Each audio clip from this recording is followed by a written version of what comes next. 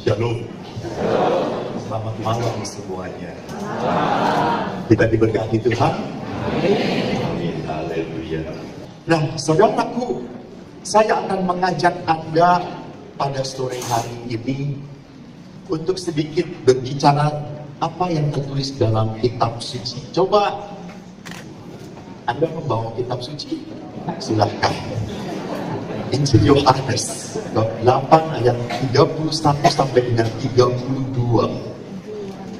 Bab 8 ayat 31 sampai 32.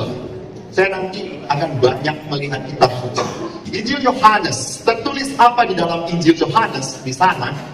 Setelah Yesus mengatakan semuanya itu, sekali lagi Injil Yohanes bab 8 ayat 30 sampai 32. Banyak orang percaya kepadanya. Maka kata Yesus kepada orang-orang Yahudi yang percaya kepadanya, jikalau kamu tetap dalam firman-Ku, kamu benar-benar adalah murid-Ku, dan kamu akan mengetahui kebenaran, dan kebenaran itu akan memerdekakan kamu. Nah, menarik di sini, kata kebenaran akan memerdekakan kamu. Jadi kebenaran itu di dalam bahasa Latin artinya veritas. Kebenaran itu berarti apa? Pemikiran dan kata-kata cocok dengan kenyataan. Betul atau tidak? Itu kan kebenaran. Namanya benar itu apa yang kita pikirkan, apa yang kita katakan cocok dengan apa yang dilihat. Tadi seperti pembawa worship leader berkata, hari ini tidak hujan. Benar, karena jalan tidak basah. Oh, depan gereja basah. Oh, berarti Pastor Bogan menyiram. Jadi kebenaran itu sesuai antara apa yang dipikirkan dengan apa yang dilihat. Namun, rupanya terjemahan dari kata kebenaran itu, dari veritas, itu salah.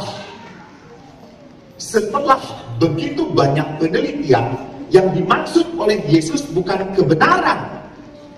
Yang dimaksud dalam bahasa Yahudi, kebenaran itu bukan veritas. Kebenaran itu artinya dan dalam bahasa Latin adalah fidelitas. Fidelitas itu kesetiaan. Jadi kalau kesetiaan itu urusannya dengan cinta. Maka kalau kebenaran itu identik dengan cinta, apa yang mau dikatakan oleh Yohanes, cinta, maka tadi dikatakan di sini, cinta itu akan membebaskan kamu. Jadi kalau kata kebenaran ini kita berubah. Jikalau kamu tetap dalam firman-Ku, kamu benar-benar adalah murid-Ku. Dan kamu akan mengetahui kasih, cinta. Dan kasih itu akan membebaskan kamu. Jadi cinta Tuhan itu adalah kasih yang bisa diandalkan. Kasih yang tidak pernah menipu. Kasih yang tidak pernah berbohong. Kasih yang tidak pernah gagal. Dan kasih Allah adalah kasih yang tanpa syarat. Beda toh, suami itu kalau mengasihi itu kan presentasinya berkurang.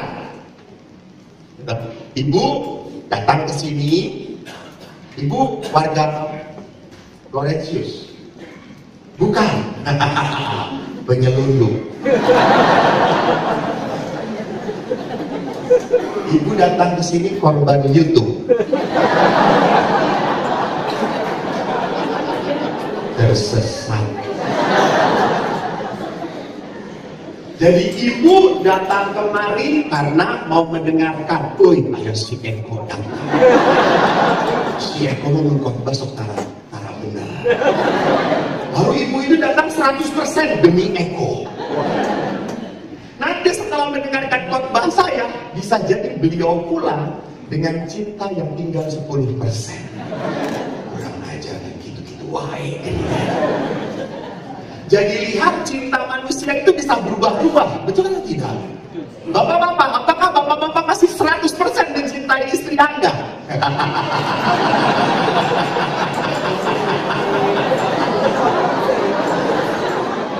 Ya, ini gara-gara damai. Masih.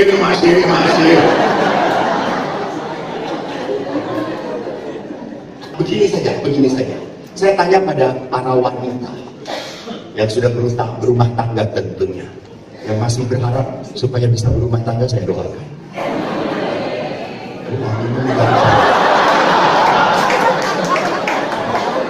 Kok kedengarannya roh jahatnya dari sana? Amin. Aminnya kan seperti teriakan penuh penderitaan. Amin gitu. Pastor harus di diskon dan gitu. Sekarang saya tanya, ibu-ibu, lebih berat mana coba? Menurut hati Anda, ditinggalkan wafat oleh suami Anda atau oleh orang tua Anda? Ibu-ibu, tidak ada yang berat. Hah? Tidak ada yang berat. Tidak ada yang berat, ibu berarti tidak ada perasaan. Tuhan Yesus berkata, malam ini boleh kau muncul itu.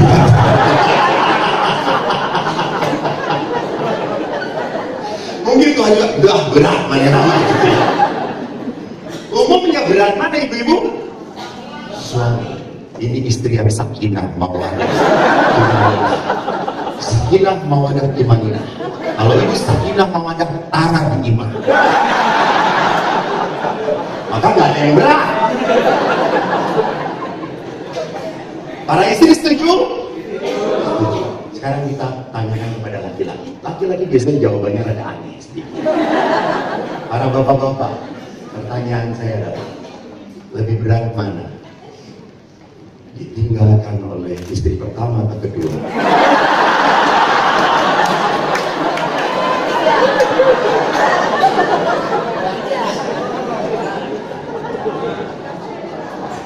Haleluya. Di sini tidak ada yang menjawab, berarti suami di sini setia semua. Cuma punya satu. Karena ini PE, saudara-saudara. Jadi perlihatkan di sana bahwa cinta kita itu beda dengan cinta Allah. Cinta Allah tidak pernah berkurang menjadi 90%, 95%, 80%. Tidak ada. Cinta Allah selalu berapa? Full. Cinta kita itu tadi sama. Mencintai dia tadi dari 100% jadi turun 20%. Ya. Artinya apa? Cinta kita itu bisa apa? Up and down, betul. Cinta kita bisa up and down. Kita betul-betul bisa demen banget gitu ya. Wah, I love you so much. Jadi belum lihat belum ketemu, belum ngobrol pun udah nafsu gitu ya. Baru lihat, 100%. Anda tertarik dengan saya karena baru cuma sebentar. Coba 2 minggu hidup dengan saya,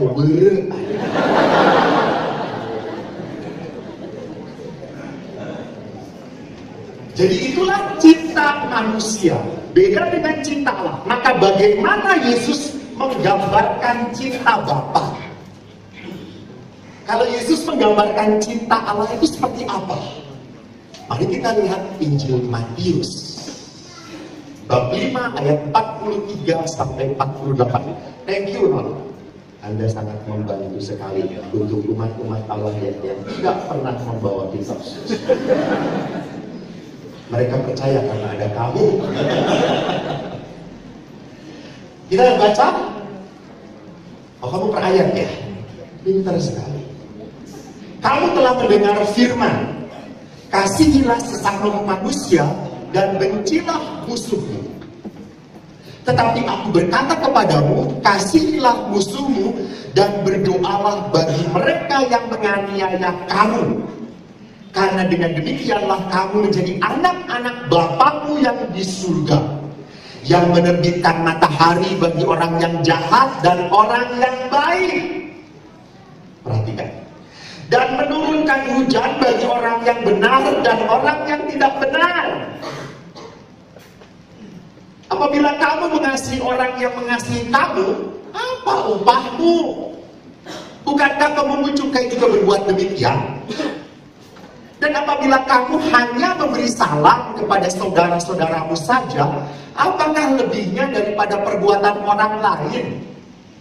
Bukankah orang yang, dengarkan sini bagus sekali, tidak mengenal Allah pun berbuat demikian?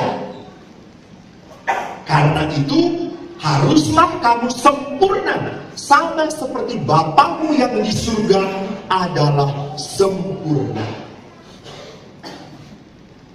Jadi saudaraku, lihat di sini, Yesus menggambarkan Bapa yang sungguh sangat tidak tergantung dari cinta manusia. Anda berdosa atau tidak, Tuhan tetap memberikan matahari. Jadi matahari terbit itu di ufuk timur tidak hanya khusus untuk orang-orang PD Laurentius ini. Nah, orang yang tidak ikut PD pun diberikan matahari. Apakah pertanyaan saya, apakah Anda diberkati Tuhan? Amin. Apakah orang yang tidak ikut PD juga diberkati Tuhan? Amin. Amin. Lalu ngapain PD kalau begitu? Selalu aja. Jadi lihat di sana bahwa cinta Allah itu tidak pernah memandang manusia. Itu gambaran yang diberikan oleh Yesus. Nih cinta Bapa itu seperti ini. Dan kita akan kaget dengan kasih yang seperti itu. Karena ini bukan kasih yang di dalam konsep kita. Kita kalau mengasihi orang, kan kita harus lihat apakah orang ini layak dikasihi atau tidak. Betul atau tidak? Jadi kan ada istilahnya di dalam bahasa Inggris, apa ya? Lovable atau unlovable. Jadi lovable itu adalah orang yang layak dikasihi. Kan anak-anak juga sama, pastor. Ini anaknya pastor ini bager, geus bager teh nurut, geus nurut teh pinter kok saya pastor. Amun ieu anak kadua beda pastor. Geus ngaco. Hese diatur. Bodoh kos bapana.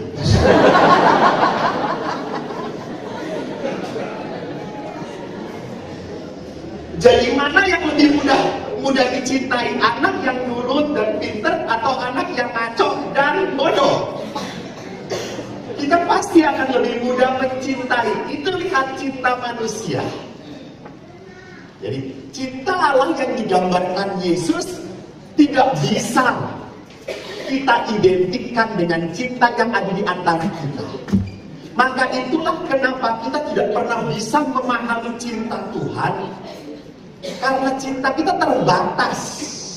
Konsep cinta kita. Maka lihat lagi, Yesus pun bercerita tentang cinta Bapa seperti anak yang hilang. Injil Lukas bab 15 ayat 11 sampai 32. Saya tidak akan bacakan, panjang bisa. Kamu juga langsung, jangan, kurang ajar.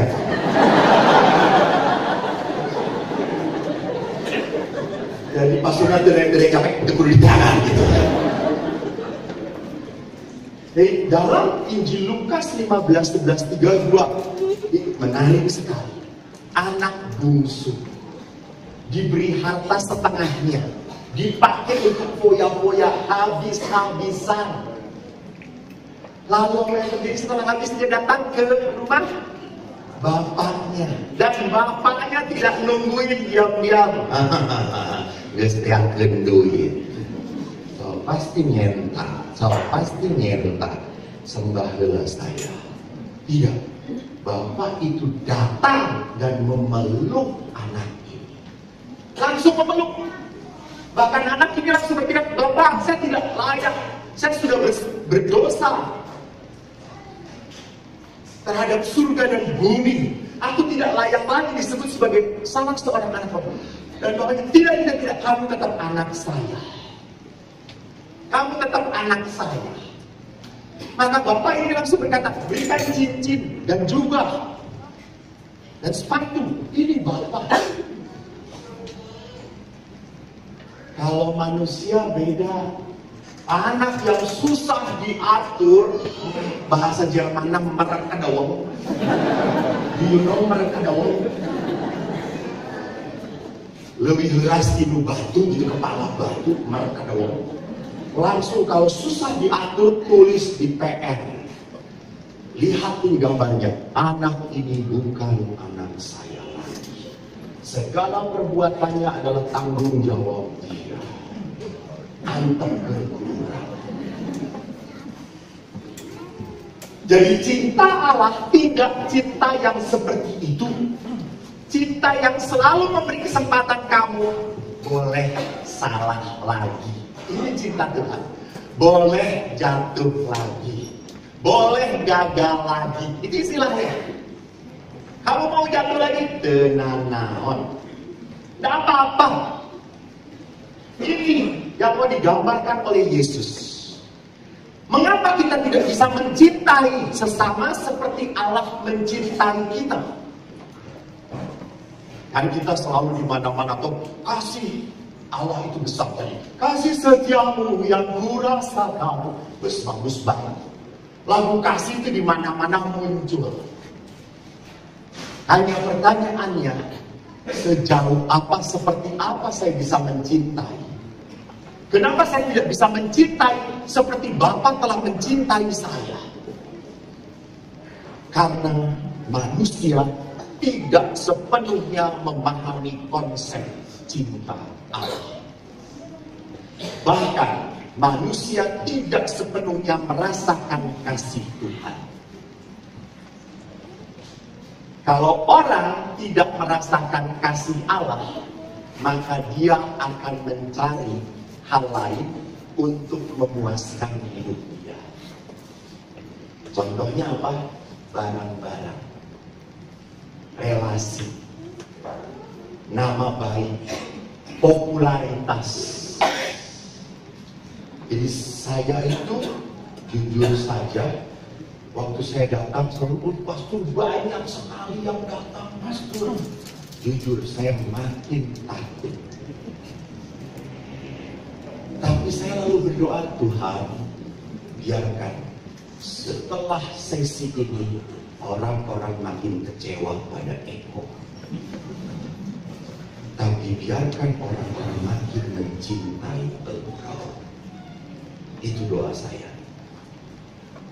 Setelah ini semoga Tuhan, P.D. Laurentius tidak pernah lagi memanggil saya. Tetapi di PD ini makin hidup dan namamu semakin dimuliakan. Lebih baik buang saja si Eko. Tetapi nama Tuhan semakin terpanjang. Itu membuat saya lega. Itu membuat saya datang ke sini bukan sebagai seorang pria pemuas Anda.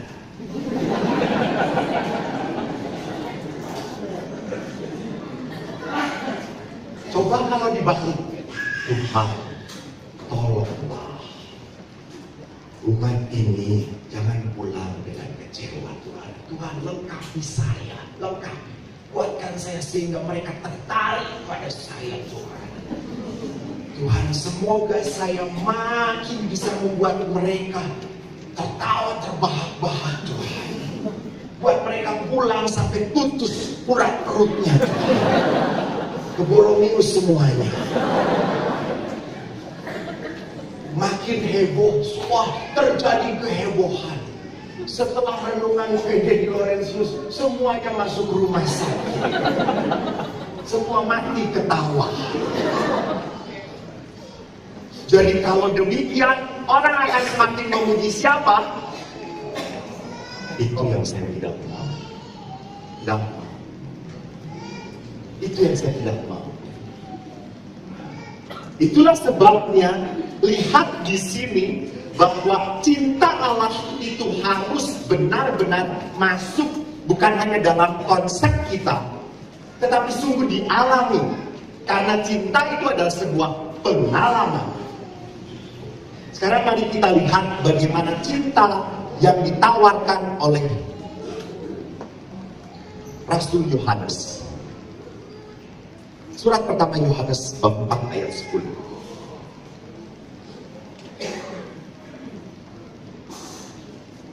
Satu Yohanes 4:10. Saya lihat di sini aja. Bukan Yohanes 1 juragan, 1 Yohanes. Tuh kan salah. 1 Yohanes bab 4 ayat 10. Dikatakan, inilah cinta itu.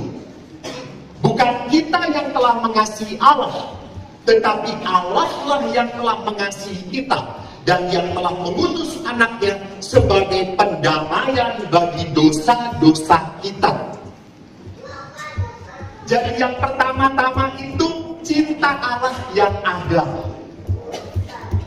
Santo Agustinus bagus ngomongnya. Santo Agustinus berkata begini, bukan aku ada maka Tuhan mencintai aku, tetapi aku ada karena Tuhan mencintai aku. Saya ulangi, wajah-wajah kebingungan di sini muncul. Saya ulangi, aku ada. Saya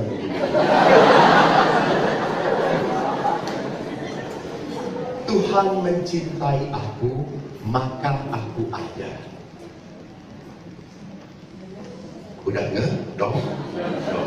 Kalimat kedua bukan itu yang benar. Yang benar adalah karena Tuhan mencintai aku, maka aku ada. Kelihatan yang IQ-nya pas-pasan.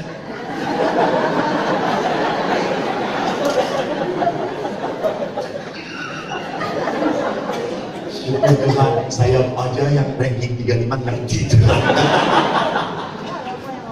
Kalau begini, tadi, jadi Tuhan mencintai aku bukan karena saya ada, bukan. Tetapi saya ada karena cinta Tuhan. Jadi mana yang duluan? Saya ada dulu atau cinta Tuhan? Saya ulangi. Kadang-kadang Anda itu kan digebrak sedikit juga langsung salah jawabannya. Bukan karena aku ada Tuhan mencintai saya, tetapi karena Tuhan mencintai saya maka saya ada. Mana duluan, cinta dulu atau ada saya duluan? Hah?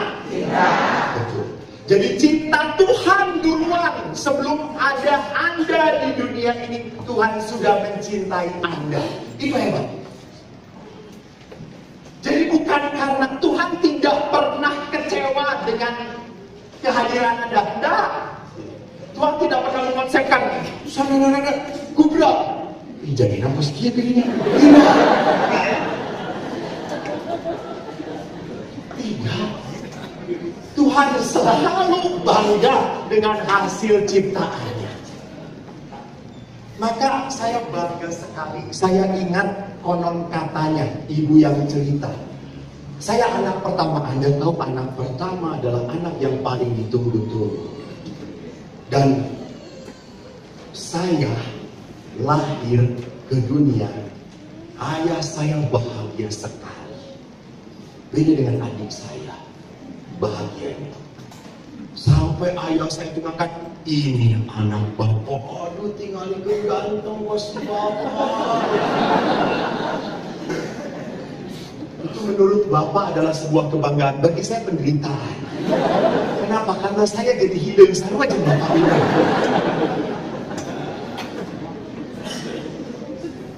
Jadi seorang bapak pun melihat anaknya akan begitu bahagia. Maka pertanyaannya, apakah anak lahir cacat?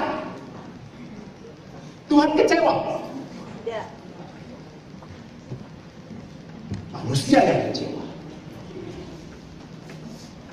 Maka di sana harus kita lihat bahwa cinta pertama-tama ada di dalam Allah. Inilah yang membuat kita tidak pernah mudah memahami bahwa penderitaan adalah cara Allah mencintai kita. Betul atau tidak?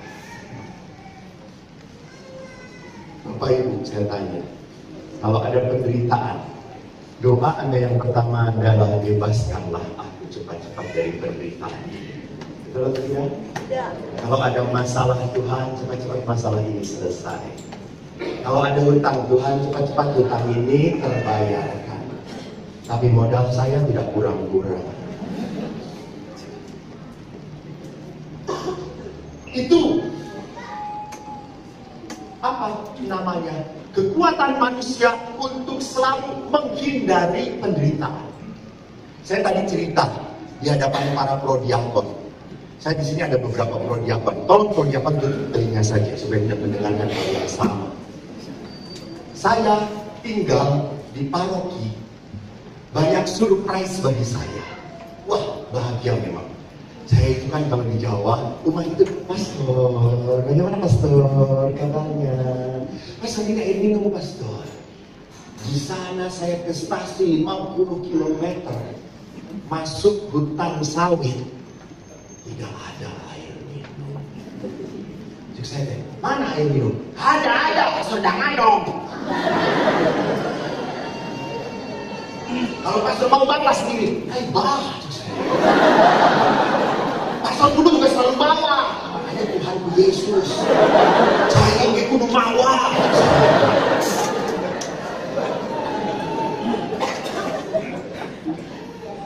Lalu kemarin saya shock. Saya harus penyelidikan kanonik. Kemudian pada saat penyelidikan kanonik, di sana itu rupanya mudah banget pindah agama.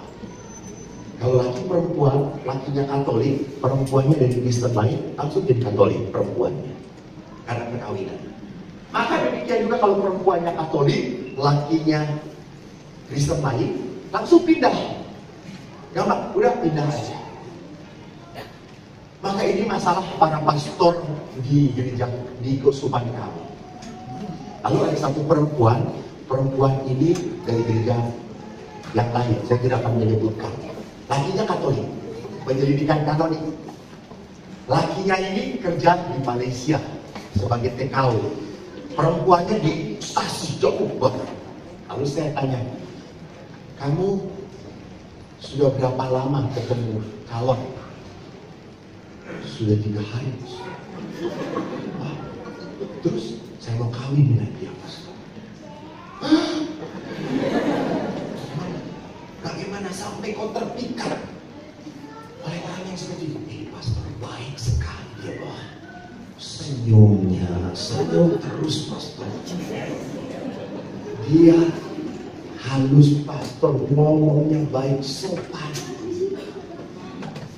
Kemarin telepon dengan bapak saya, sopan terimanya. Ya Amang Nami, bagaimana kabarnya Amang? Sehat-sehat Amang? Bagus pastor. Kata saya, jadi kamu tertarik? Ya pastor. Kamu sudah tahu dia berapa lama? 2 tahun pastor. Loh, lewat Facebook. Ketemu 3 hari. Mau kawin? Ya pastor. Dan kamu pindah jadi Katolik? Ya pastor. Demi cinta saya. Lihat, cinta itu buta, membuat wanita jadi belok.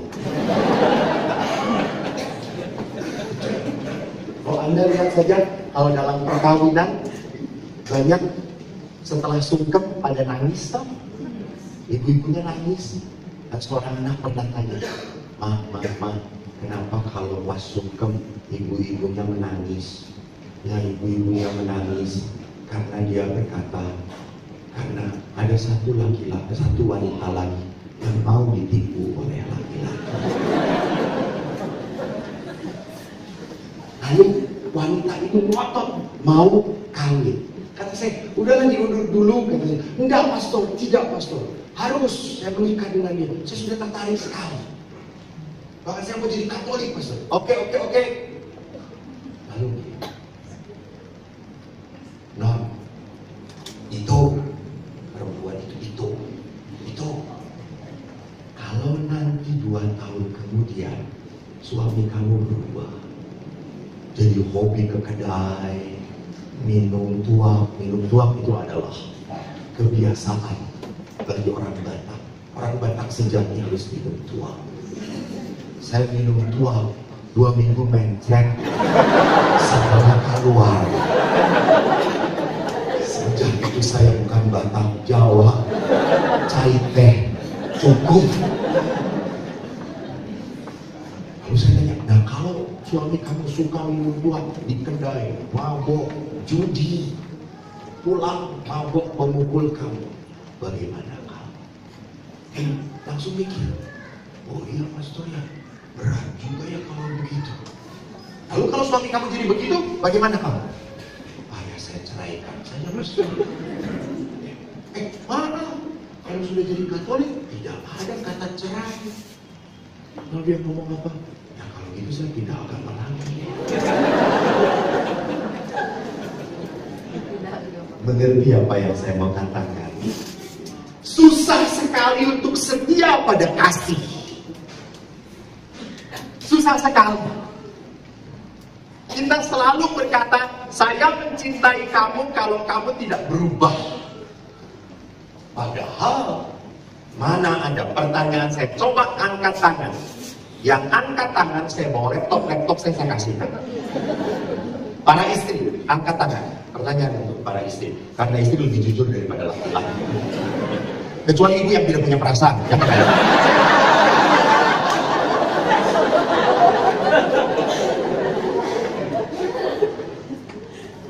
Siapa yang melihat selama dari pacaran sampai kami bertahun-tahun suaminya tidak berubah?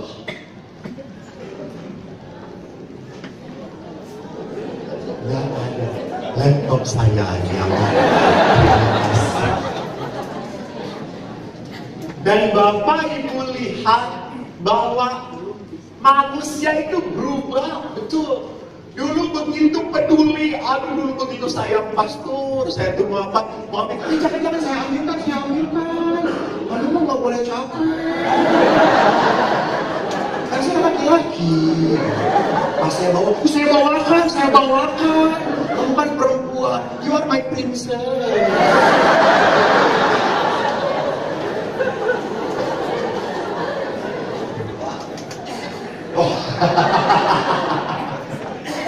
Dan setelah perkawinan 10-20 tahun, saudaraku apa yang terjadi? Ganti lampu, bak istrina nu naik kalungan. Terus.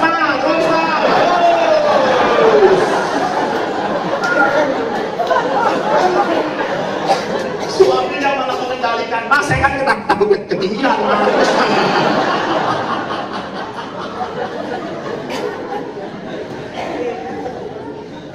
Dulu yang dia begitu hebat, pahlawanku. Setelah menikah 10 tahun malah wanitanya yang lebih super power. Tau gak gue adalah laki aing.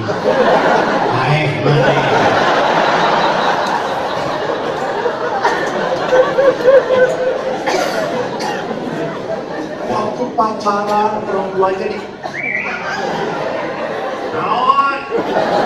Abu baik.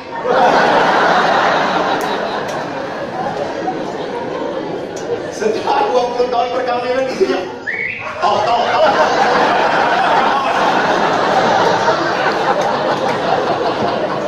Kesuasan.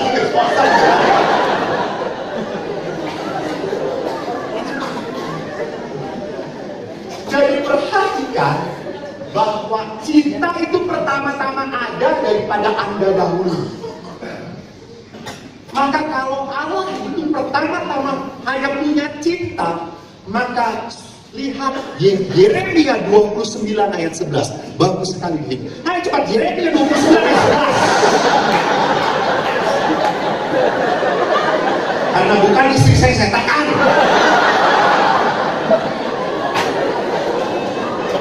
Ini suaminya.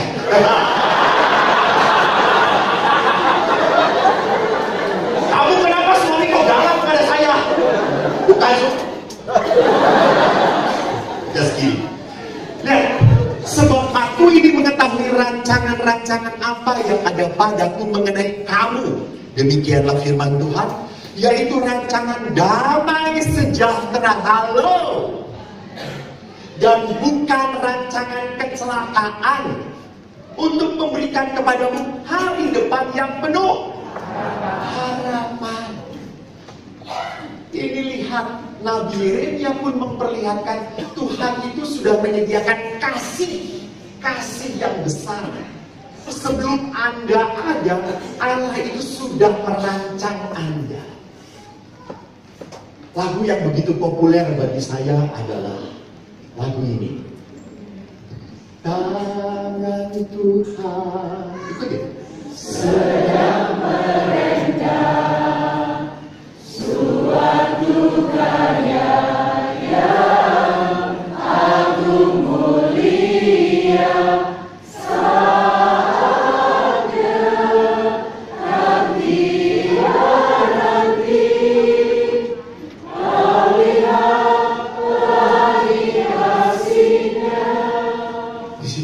Pengkhianat persaudaraan. Ada beberapa yang rajin itu mereka pada nyanyi seperti ini loh. Apalagi yang gendut ini.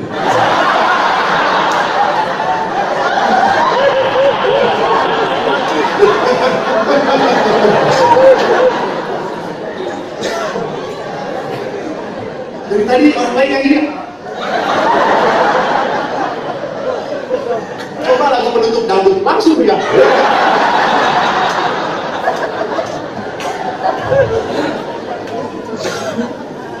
Saudara, mari kita lihat tadi. Tangan Tuhan sedang merendah. Ibu, kamu bukan ibu ya, kamu lihat. Udah ibu? Oke. Berapa anak? Belum punya anak. Haleluya, Tuhan memberkati Anda akan mempunyai anak. Pertanyaan saya, kalau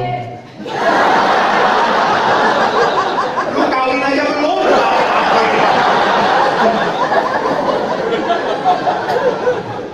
Kalau ibu-ibu merendah itu nyambung benang atau nyambung kain? Benang, betul? Betul. Kalau nyambung kain namanya menjahit. Kalau merendah itu menyambung benang. Kalau seorang ibu merendah, sudah tahu nggak nanti menyambung jadi apa? Tahu. Hah? Jadi rendah. Kalau ibu merendah, itu pasti sudah tahu dia nantinya mau jadi apa. Kecuali ibu-ibu doang. Ibu mau jadi apa? Terserah aja nanti ya. Ibu yang gelok. Saya tahu banget karena ibu saya senang merendah. Ibu saya senang merendah. Bapak saya, dia lihat suaminya itu tentara. Bapak saya tentara. Dia tadinya mau buat sweater untuk suaminya. Tapi karena benangnya pas-pas, dia buatkan shawl. Tinggal lurus. Bu mau buat apa? Shawl untuk bapak. Dan saatnya itu pas, cuma saya ikat begitu minggu. Pakai hemat. Jadi orang sate tiga lingkaran saling keran itu, nyamping bibir kalian gitu. Jadi kalau kata merendah, Tuhan merendah kita, itu artinya Tuhan sudah tahu punya rancangan damai sejahtera. Maka saya sangat percaya Tuhan merancang si Eko ini untuk sebuah kebaikan. Eko ini dirancang oleh Tuhan untuk menjadi seorang pastor.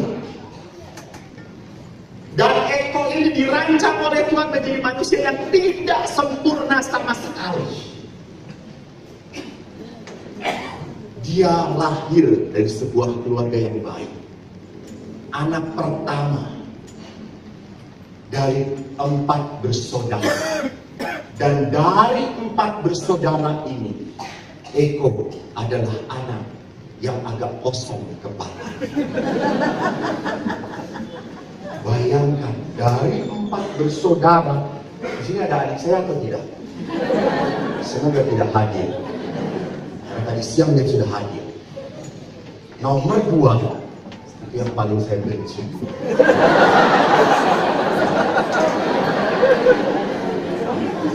Dia merusak masa bahagia saya waktu remaja.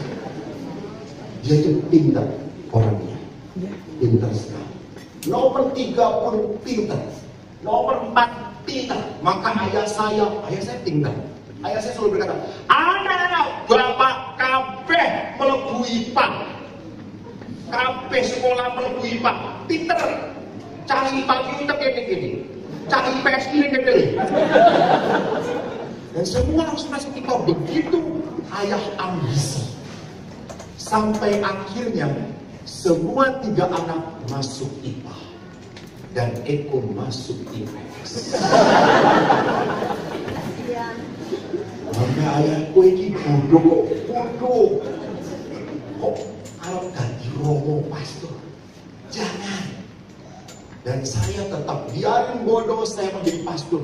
Jangan kok nanti kalau jadi pastor memalukan umat Katolik. Mas ada pastornya bodoh.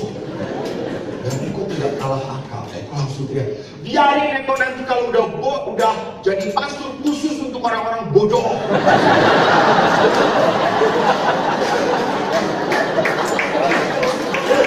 Jelas bro?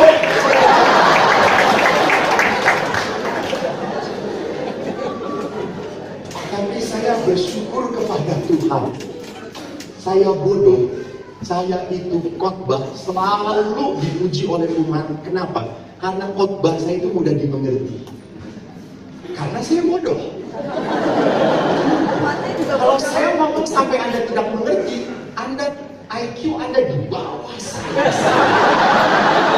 Saya aja otaknya di sini, Anda di mana? Mengerti maksud saya? Saya menerima diri otak saya di sini. Kalau Anda tidak mengerti khotbah, saya.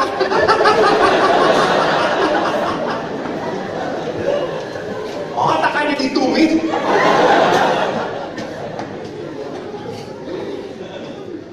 Saya bersyukur kepada Tuhan karena dengan kebodohan saya kalau baca sesuatu itu pelan-pelan sekali. Maka saya itu kalau ada pertanyaan, kalau memberi seminar ada pertanyaan suka takut. Karena saya kalau menjawab lama prosesnya. Dan kadang-kadang salah menjawab.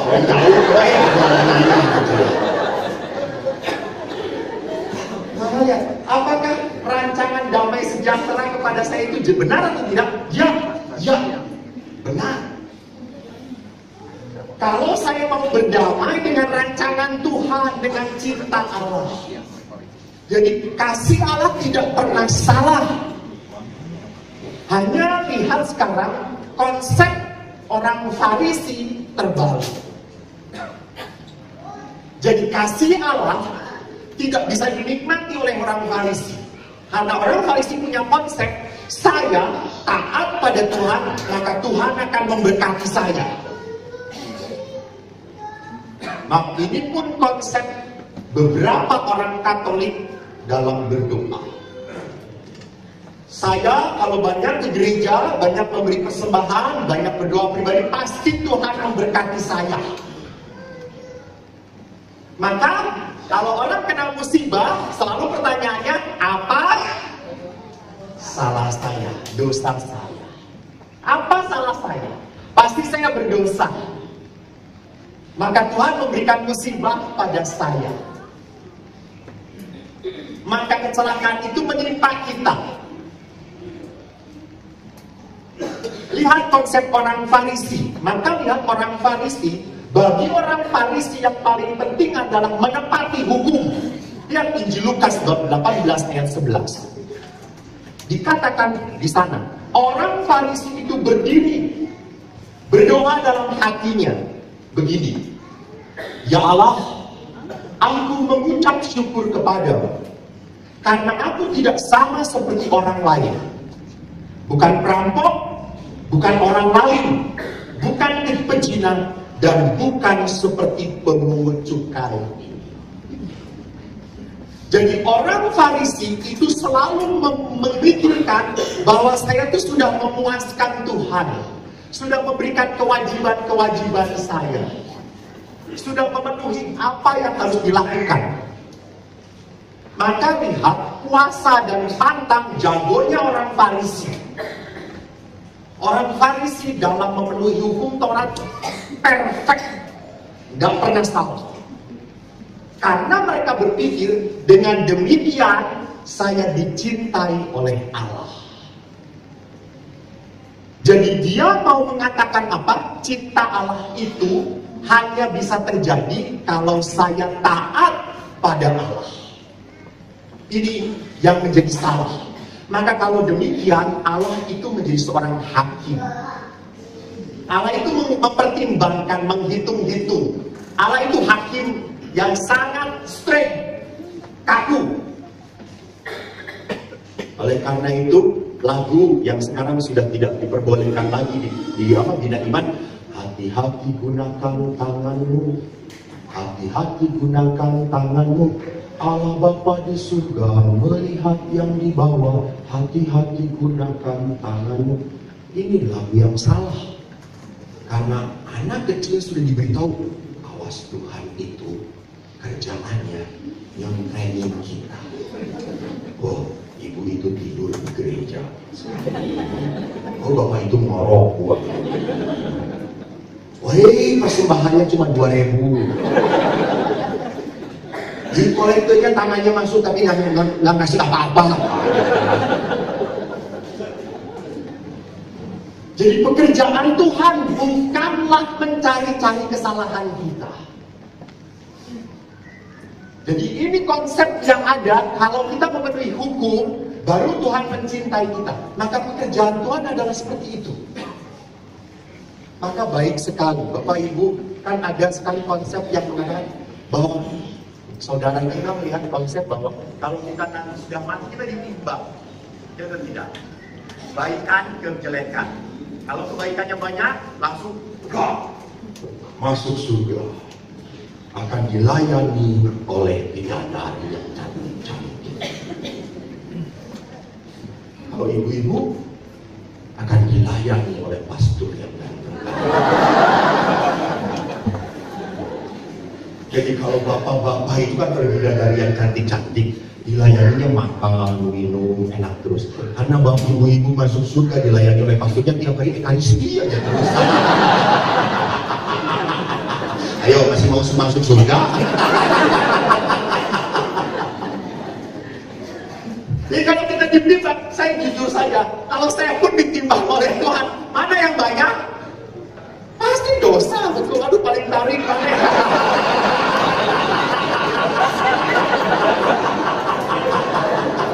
Aduh, bisa dosa. Was. Betul, saya setuju dengan beliau, benar. Jadi saya pun kalau ditimbang pasti dibalik dosa si Eko, belang. Tidak layak. Sekarang pertanyaannya, kalau Anda yang ditimbang, bagaimana? Anda bukan hanya dosanya berat badan Anda juga sudah berat. Maka saya, ada ibu-ibu kan selalu begitu berat waktu dia berat sampai suami itu, pastor, istri saya itu makin gendut saja. Terus saya ngomong, bu, jangan terlalu gendut, Pak. Kenapa pastor? Susah masuk surga. Nah, gimana pastor? Ingat, Yesus diangkat ke surga. Pengikutnya pun akan diangkat. Nanti kalau malaikat mengangkat ibu, malaikat agurati ibu pastor.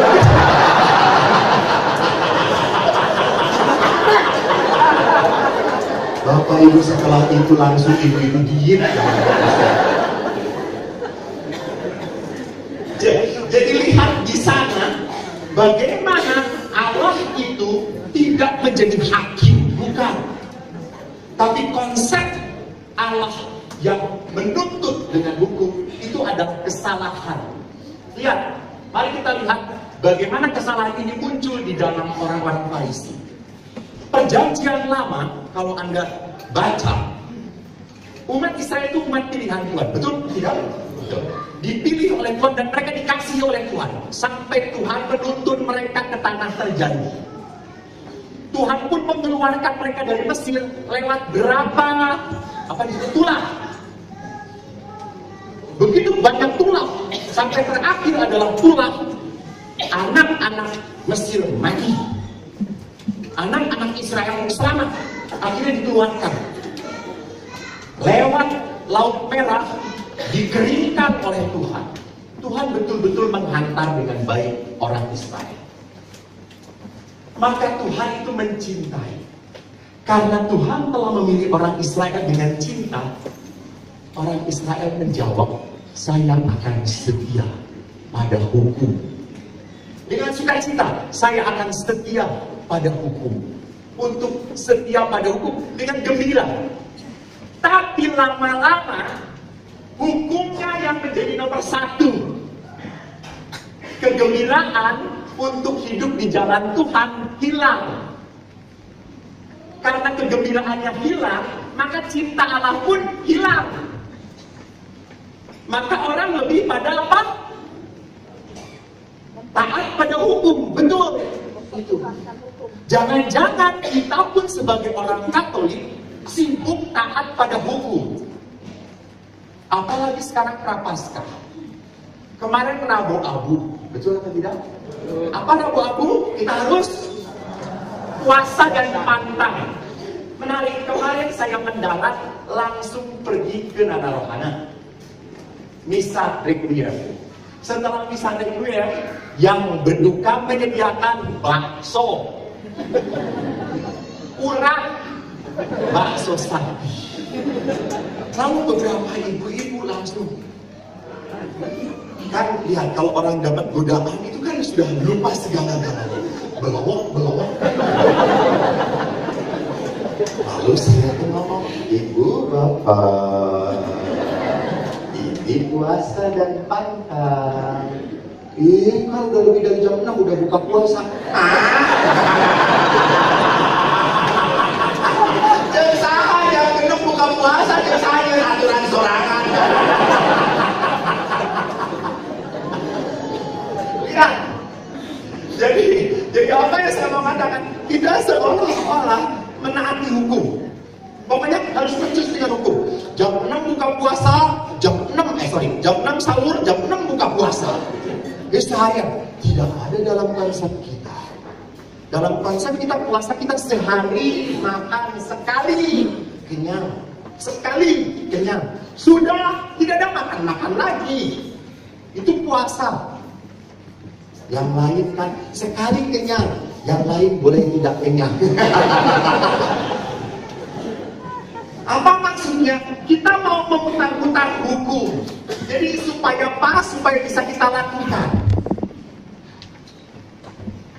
Jadi kita merasa puas kalau sudah benar dengan hukum kita. Padahal sekali lagi, mengikuti Kristus bukan masalah hukum. Sama, Bapak Ibu. Kalau, saya tanya, kalau gereja Katolik mencabut hukum bahwa perkawinan boleh cerai, apa yang akan Anda lakukan?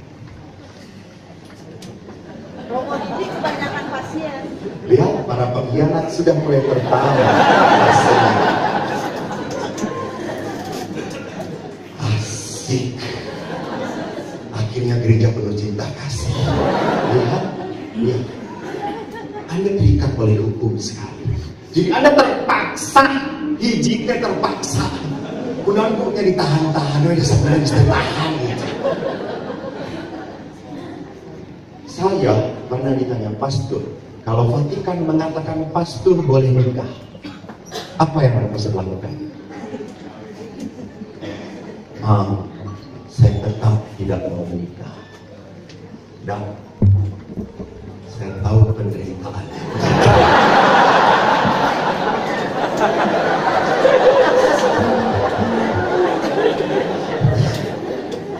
Untung saya sekolah tentang konseling keluarga itu. Betul. Saya itu suka kagum dengan bapak-bapak yang bisa tahan bertahun-tahun dengan istri yang sama. Ya Allah, hebat.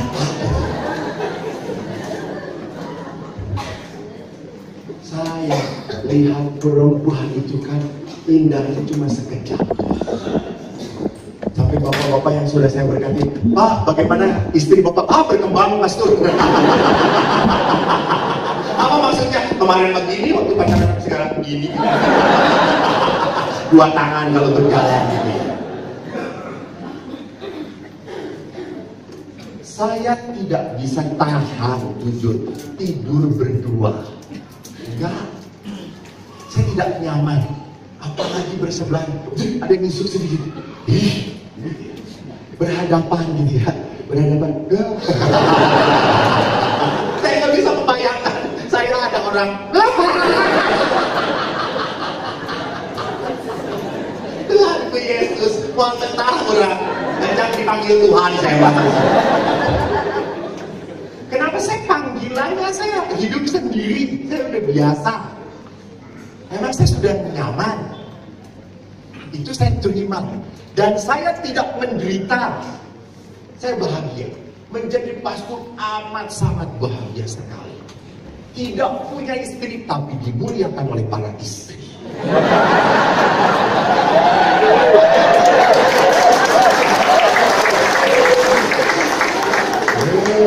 Banyak ibu-ibu yang selalu meraktir saya.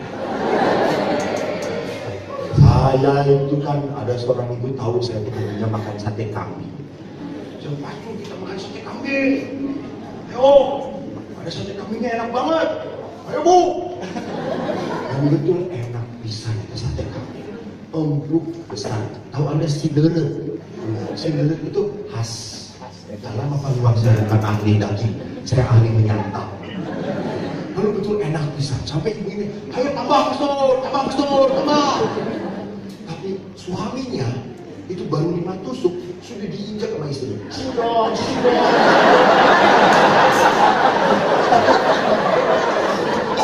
Terus saya itu tanya, jadi suami itu kan diinjekin sama istrinya tuh, jadi dia tuh tusuk yang keenam cuma tusuknya aja gitu.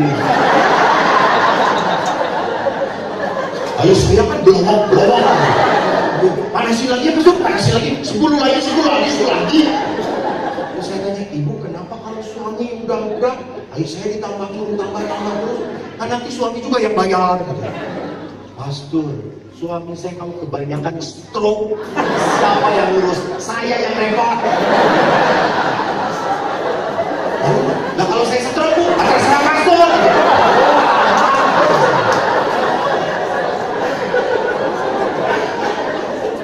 Lalu sudah, saya sudah. Setelah ngomong sudah itu saya baru sadar 35 tusuk. Banyak banget.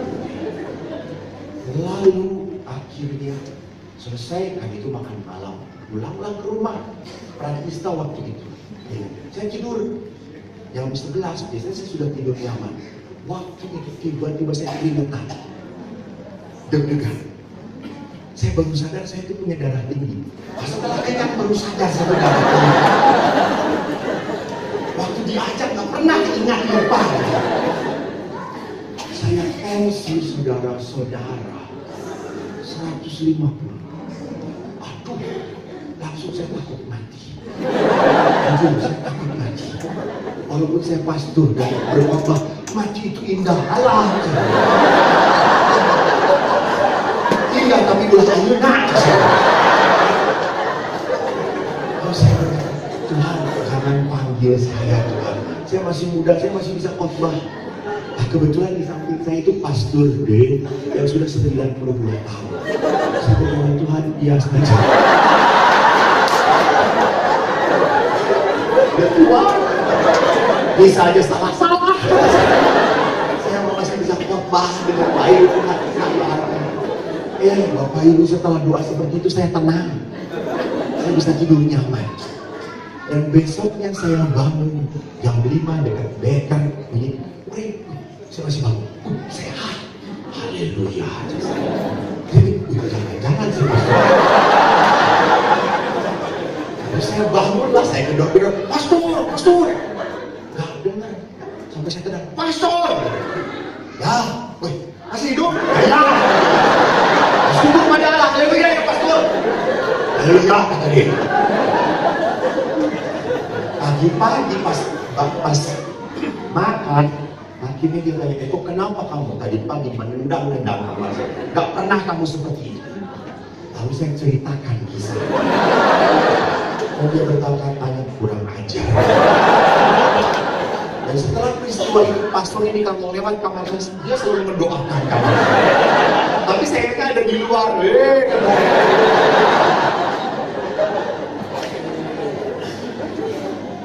Jadi semenjak itu saya tahu diri. Jadi saudaraku, apa yang saya mau katakan, Allah itu sudah mengasihi kita, maka jangan memakai kasih Allah itu seenaknya. Anda jangan minta kepada Tuhan, Tuhan buatlah saya sehat, tapi hidup Anda sembarangan. Anda mempersulit Tuhan memberkati Anda. Ya tidak. Jadi tidak mungkin Anda akan diberkati dengan kesehatan segala dibelokkan. Tuhannya baik saudara-saudara. Tapi samsan. Tuhan itu penuh dengan kebaikan saudara-saudara. Besok stroke. Tuhan tidak.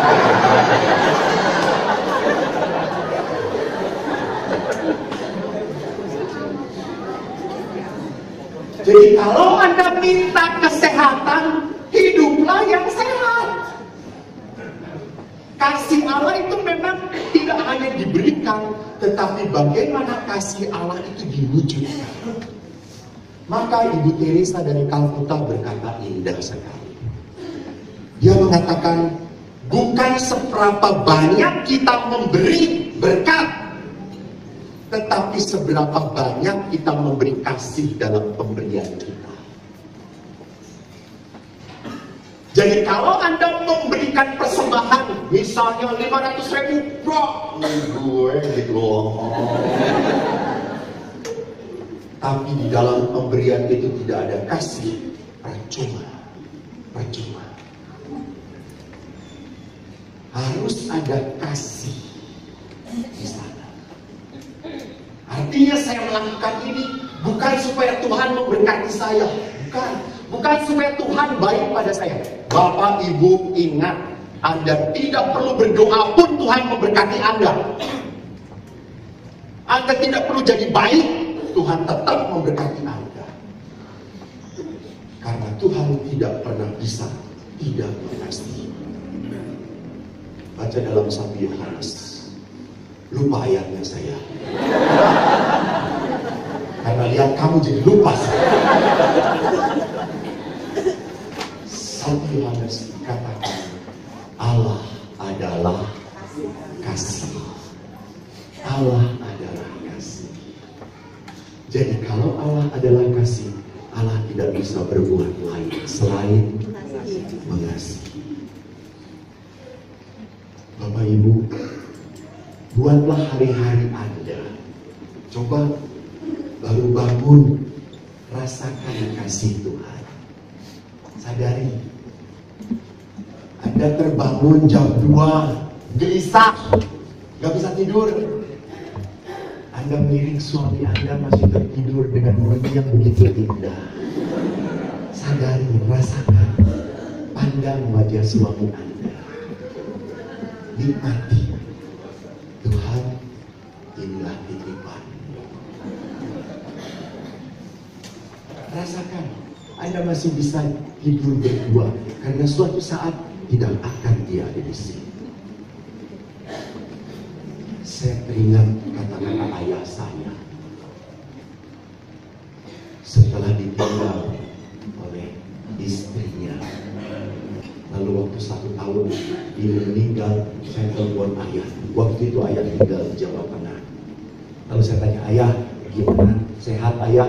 Sehat kok. Baik. Syukur pada Allah. Tapi kok sekarang saya suka sedih. Kenapa ya? Saya kalau tidur suka megang sebelah saya. Sekarang sudah tidak ada ibu kamu lagi ya. Saya kalau balik badan dulu masih bisa menatap ibu kamu. Sekarang kalau saya kembali badan tidak ada siapa-siapa di situ. Saya merasa kosong. Saya merasa kehilangan. Bapak Ibu, pasangan Anda dihadirkan oleh Tuhan dalam hidup Anda supaya kasih Allah itu nyata bagi Anda.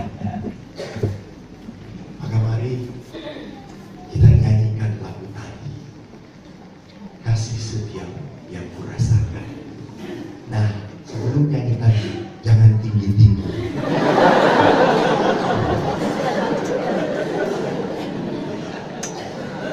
Coba sambil nyanyi, suami istri yang duduk bersebelahan pegang tangan pasangannya.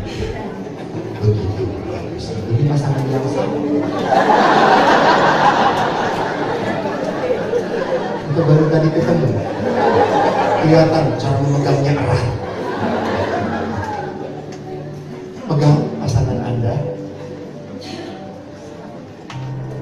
Coba jangan, ya Allah Tuhanku Yesus, saudaraku ini memegang sesama lelaki. Ini sedang persekutuan doa, bukan persekutuan LGBT. Dia mau pegang saudara kita.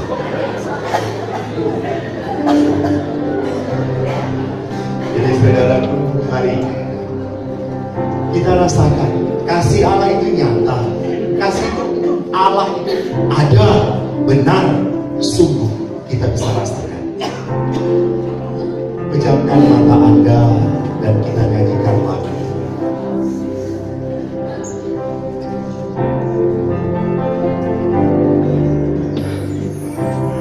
Kasih setiamu yang ku rasakan lebih tinggi dari langit biru. Benar.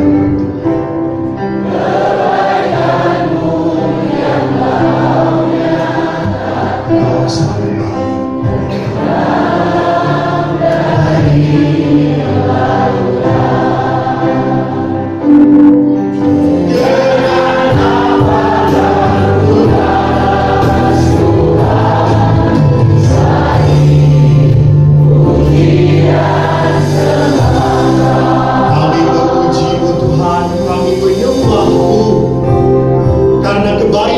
begitu berlimpah atas hidup kami. Engkau memberkati anak-anakmu satu demi satu. Tiada pernah kau bedakan mereka.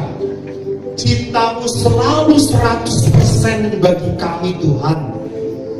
Seperti apapun hidup kami, sedosa apapun kami, cintamu tetap besar pada kami. Tuhan, biarkan kami pulang ke rumah kami dengan rasa damai dan sukacita, karena kami ini adalah anak-anak-Mu yang Kau kasih. Biarkan kami pulang karena kami adalah anak-anak-Mu yang Kau selamatkan. Engkau memberikan rancangan yang indah bagi kami. Terima kasih Tuhan atas cinta-Mu yang begitu berlimpah pada kami. Maka kami memuji dan memuliakan nama-Mu. Kemuliaan kepada Bapa dan Putra dan Roh Kudus.